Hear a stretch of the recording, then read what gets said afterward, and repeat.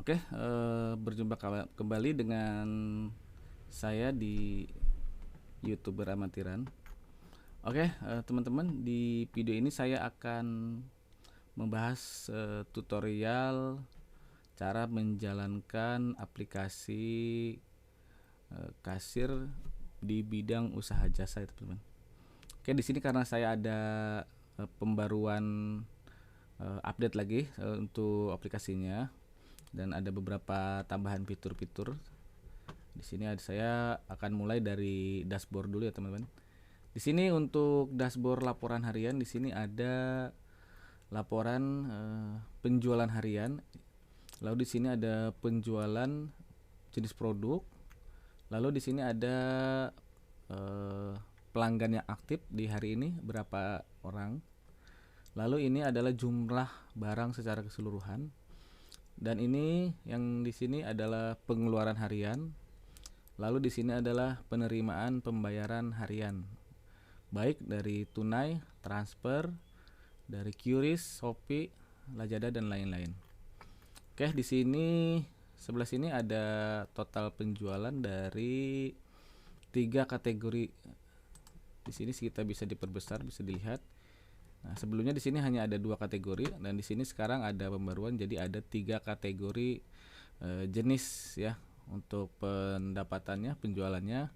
Sini kita bisa lihat di sini yang biru ini adalah grup jasa bordir, lalu di sini adalah grup jasa sablon, dan di sini adalah grup jasa fresh. Jadi ada 3 kategori jenis penerimaan. Lalu di sini adalah pengeluaran, kita bisa lihat di sini. Ini adalah grafik pengeluarannya.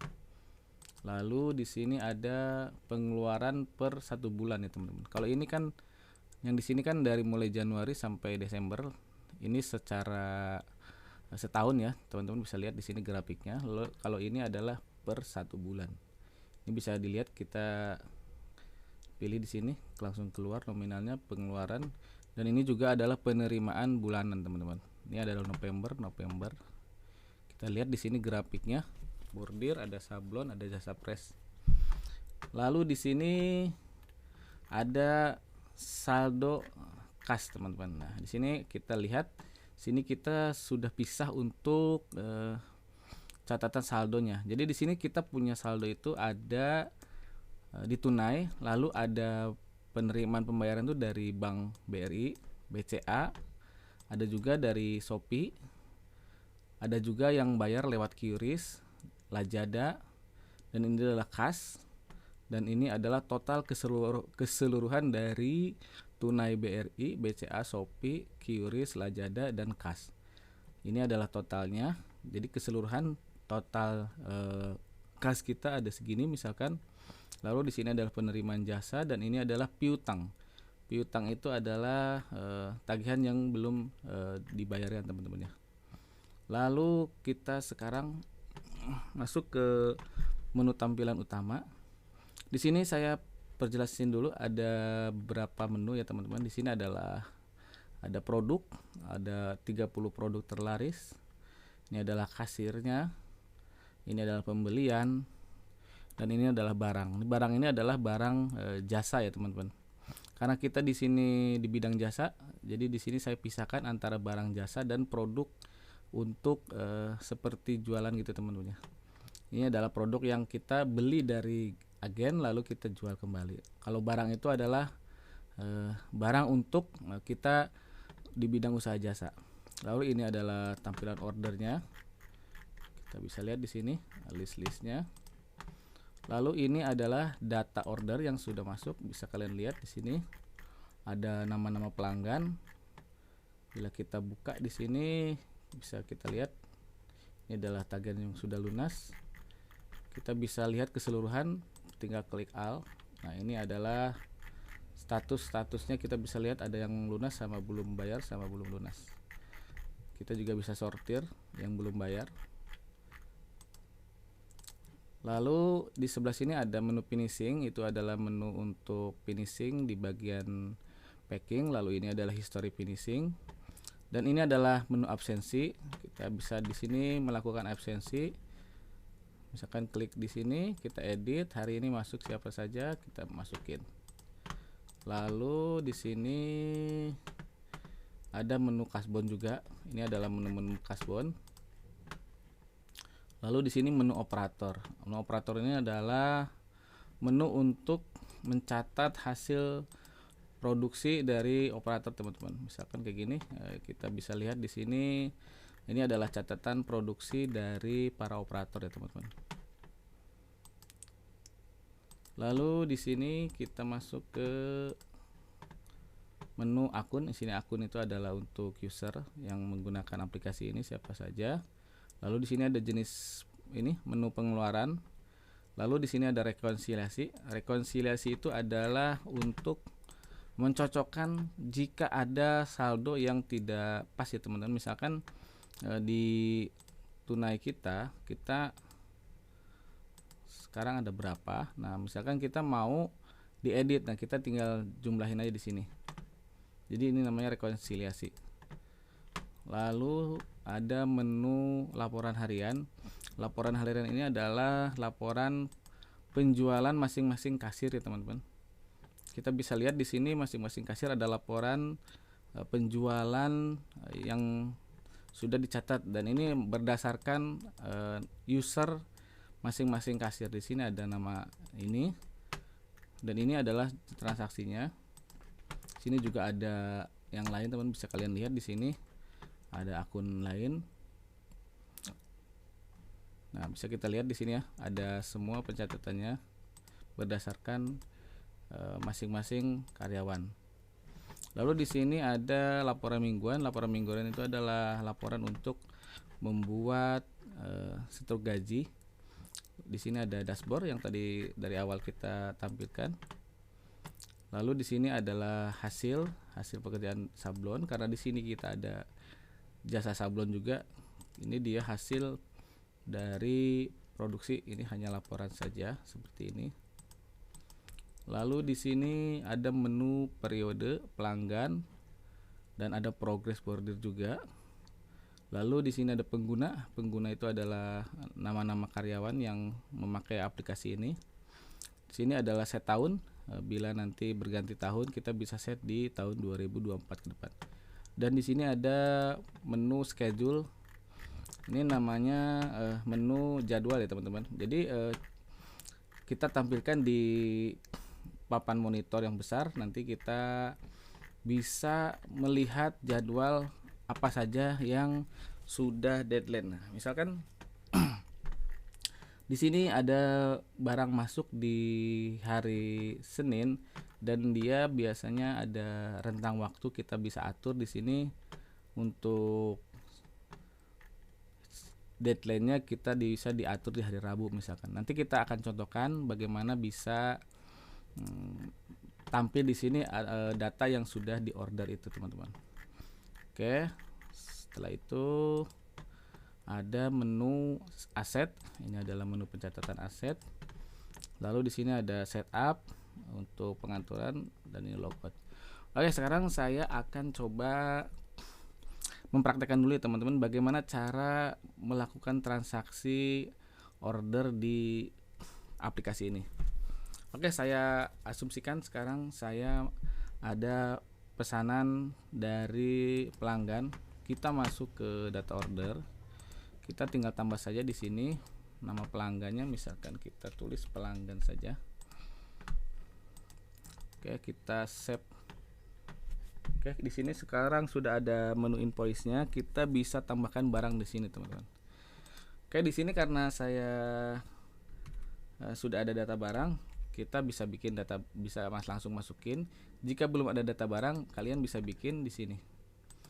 Kita misalkan tulis sablon, lalu fotonya bisa dimasukkan juga di sini. Kita cari fotonya, misalkan masukin yang ini. Lalu kita satuannya bisa pilih CM. Pelanggannya ini berdasarkan pelanggan ya, teman-teman. Jika pelanggannya lain, kalian harus isi yang lain, karena data barang ini di grup berdasarkan masing-masing pelanggan. Kita harganya misalkan tulis 70.000. Lalu di sini kita masukkan grupnya, barang ini masuk ke grup sablon, karena di sini jenis kategorinya adalah sablon. Lalu kita pilih save. Lalu di sini kita masukkan quantity, misalkan di sini kita isi 15.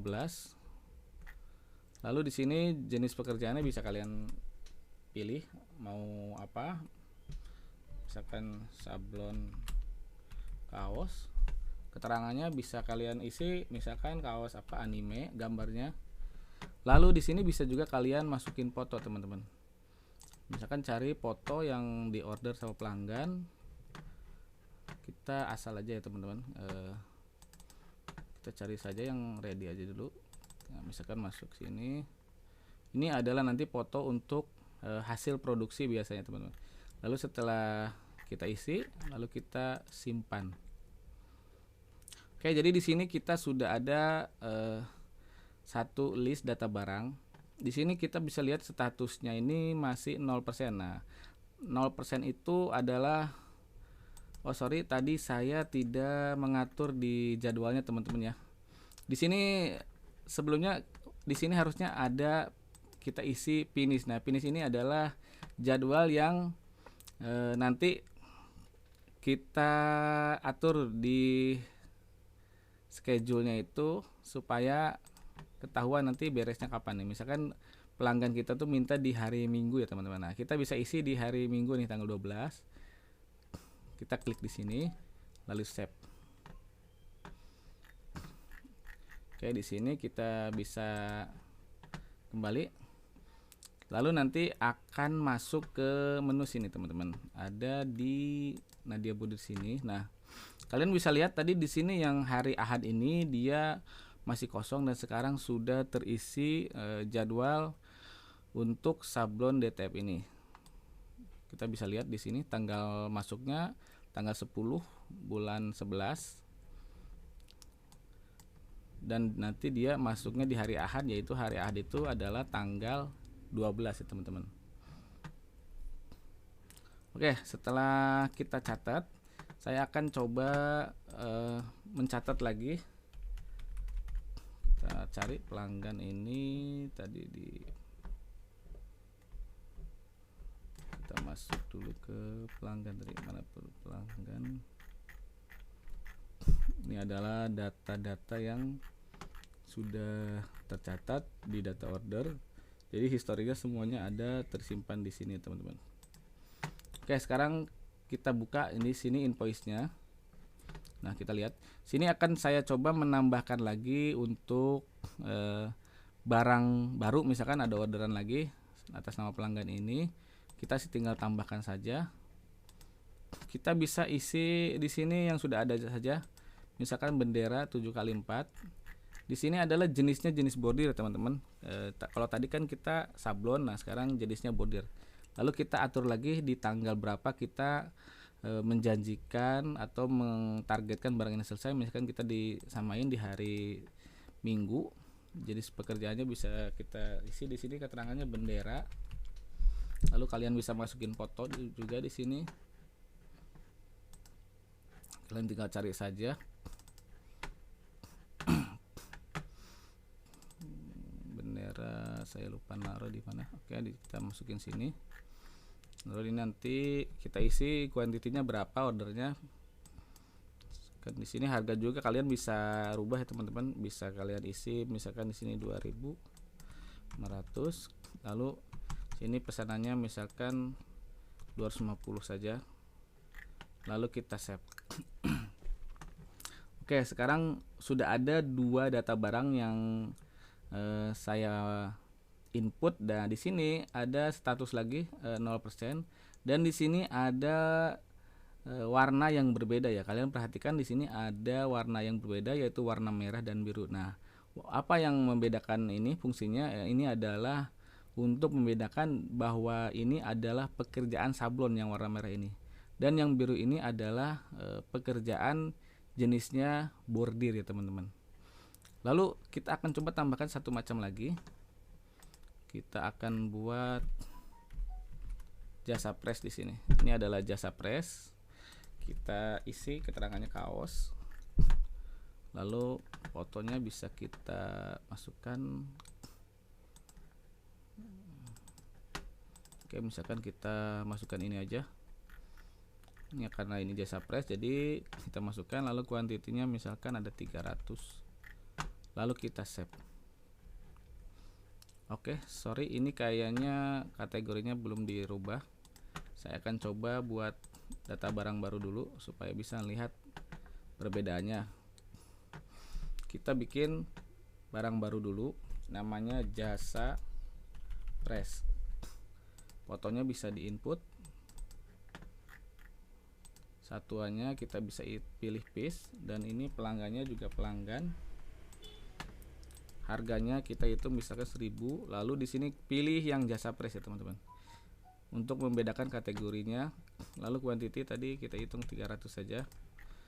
Lalu sini keterangan kaos. Lalu kita masukin lagi foto, bisa kita pilih, kita contohin yang ini. Lalu di sini kita save.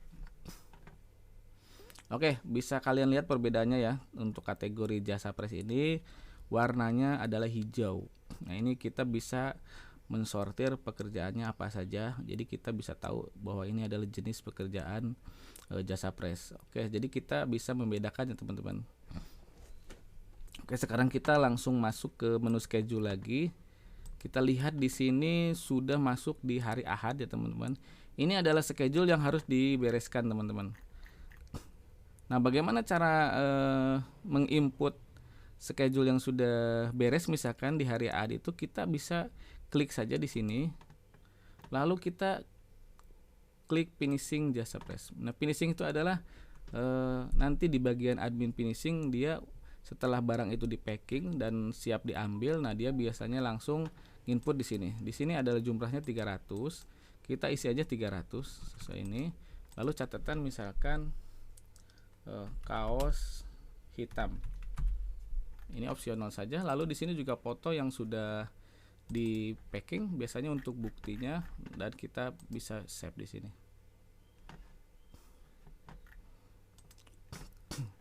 Oke, bisa kita lihat nanti di sini dia akan langsung menghilang dari schedule-nya. Kita tunggu dulu sampai dia benar-benar sampai 100% ya teman-teman. Kita tunggu dulu sampai dia nanti hilang dari list ini. Dan saya akan coba juga ini sini, kita anggap saja yang ini bendera juga, kita finishing bordir ini, kita misalkan hanya selesainya baru 100 teman-teman. Nah, bisa kita input 100, catatannya baru diambil sebagian gitu ya. Lalu di sini kita juga bisa masukin foto. Oke, kita lewat saja untuk fotonya, lalu kita save teman-teman. Oke, nanti kita bisa lihat perbedaannya. Oke, yang tadi sudah hilang ya karena sudah 100%. Dan di sini nanti perbedaannya yang ini adalah dia akan berubah persenannya teman-teman. Kalian bisa lihat di sini tadi kita input hanya 100 piece ya teman-teman. Jadi belum 100%. Jadi nanti kalian bisa lihat di sini persenannya akan berubah, berapa persen yang sudah dikerjakan. Kita tunggu dulu. Kalian bisa lihat di sini ya perbedaannya ya. Tadi dari 0 sekarang 40. Kenapa 40? Karena dia baru dikerjakan hanya sebagian dari nah tadi kan ada 350 atau berapa ya kalau nggak salah. Nah, misalkan kita mau kelarkan di sini sampai 100%, kita tinggal klik aja 150, lalu kita kembali lagi. Nah, di sini kita bisa lihat nanti perbedaannya juga di menu invoice-nya teman-teman. Kita bisa buka di sini. Kita bisa mengetahui di sini laporan statusnya itu yang jasa press ini sudah 100% kelar barangnya, lalu ini yang bendera ini ya baru 40% dan sablon ini belum sama sekali dikerjakan. Jadi kita bisa melacak pekerjaan yang mana saja yang belum dikerjakan sesuai jadwal yang sudah ditentukan. Oke, sekarang sudah berubah 100%. Lalu kita misalkan di sini input juga bisa langsung 100%. Oke, di sini nanti statusnya juga akan berubah setelah kita input 100%. Lalu di sini untuk membuat invoice bisa kita menggunakan struk kecil seperti ini. Lalu juga bisa membuatkan file PDF-nya teman-teman. Nah, di sini saya klik buat invoice. Lalu di sini nanti akan keluar dua jenis invoice, yaitu ada invoice yang 80 mili, yaitu sekitar 8 cm yang biasa kita gunakan untuk printer stroke gitu ya. Lalu ini invoice A4. Kita bisa lihat nanti perbedaannya antara invoice A4 sama invoice yang 80 mili. Oke, di sini karena kita menggunakan Google Drive dia agak lemot ya teman-teman. Tapi kita harus sabar. Nah, di sini kita bisa lihat di sini keterangannya sudah ada semua. Ini adalah jenis invoice untuk ukuran A4. Lalu ini adalah jenis invoice untuk ukuran 8 mm. Dan ini satu lagi adalah stroke untuk 8 mili juga, 8 cm juga sama. Lalu kita akan lakukan pembayaran. Kalian bisa lihat dulu di sini sebelum melakukan pembayaran. Di sini dashboardnya kalian bisa lihat semuanya sudah berubah ya teman-teman. Ini adalah laporan penjualan harian. Penjualan harian itu adalah data pesanan yang dicatat sama admin ya teman-teman. Lalu di sini adalah jumlah produk 565. Lalu di sini pelanggannya 1 yang baru aktif dan ada 3 jumlah barang. Nah, jumlah barang itu ya. Kalau ini jumlah keseluruhan dari barang ini teman-teman. 565 ini keseluruhan dari jumlah 3 jenis ini. Nah, kalian bisa lihat di sini kita samakan. Kalian bisa lihat di sini totalnya 1975. Lalu di sini ada 3 jenis barang dan ini di total adalah 565 ya teman-teman. Bisa kalian samakan di dashboardnya laporannya 565 benar ya, dan 3 jenis barang. Oke, di sini untuk pembayarannya masih 0, pengeluaran masih 0. Sekarang kita akan coba lakukan transaksi pembayaran untuk pelanggan ini. Oke, sekarang kita akan lakukan pelunasan untuk invoice ini. Misalkan pelanggan membayar dengan jumlah misalkan hanya 1 juta ya teman-teman. Lalu di sini kita bisa pilih metode pembayaran yang diterima. Misalkan si pelanggan memberikan uang tunai kepada kasir. Bisa juga BRI, BCA, Shopee, QRIS, Lazada dan lain-lain. Ini bisa diubah juga di pengaturan. Misalkan si pelanggan memberikan uang tunai ya teman-teman. Lalu di sini saya akan coba pilih yang ini aja, misalkan BCA. Lalu saya akan cari data fotonya teman-teman. Ini sebagai contoh saja, misalkan kita masukkan. Ini adalah bukti yang sudah ditransfer, bukti pembayarannya. Oke, langsung kita save. Ini si pelanggan ini baru membayar 1 juta ya teman-teman. Di sini kalian bisa lihat nih isi historinya di bawah sini. Nanti akan ada misalkan di sini tanggal 11 si pelanggan membayar dengan metode transfer ke BCA, jumlahnya 1 juta dan ini adalah bukti foto screenshotnya yang biasa dikirimkan sama si pelanggan, dan ini adalah transaksi dari jasa ya teman-teman. Oke, di sini kalian bisa lihat untuk totalnya sekarang sisanya jadi 975. Lalu nanti dia akan memberikan notifikasi ke nomor WhatsApp juga teman-teman. Di sini kalian bisa lihat ini adalah notifikasi yang dikirimkan dari aplikasi ini ke nomor WhatsApp saya. Kalian bisa lihat di sini pembayaran jasa di hari ini, tanggal ini adalah sebesar 1 juta dan ini ada keterangan sisanya 975, metodenya BCA. Lalu kasirnya ini adalah admin. Nah, ini adminnya berdasarkan nama saya. Dan ini kalian bisa lihat nanti bila mana ada admin yang lain menerima pembayaran, ini akan kelihatan ya perbedaannya, siapa saja yang menerima pembayaran dan melakukan transaksi di aplikasi ini. Kalian bisa lihat di sini nama-namanya berbeda-beda. Jadi ada historinya juga di WhatsApp. Dan ini kalian juga bisa lihat tadi yang saya catat itu, ini adalah catatan dari barang masuk ini ya teman-teman ya.